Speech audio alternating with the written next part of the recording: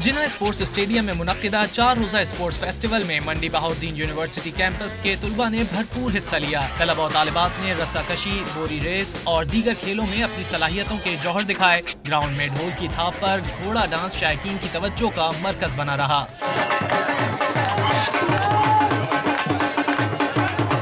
Sports गाला में तलबा ने भी ढोल की थाप पर खूब भंगड़े डाले।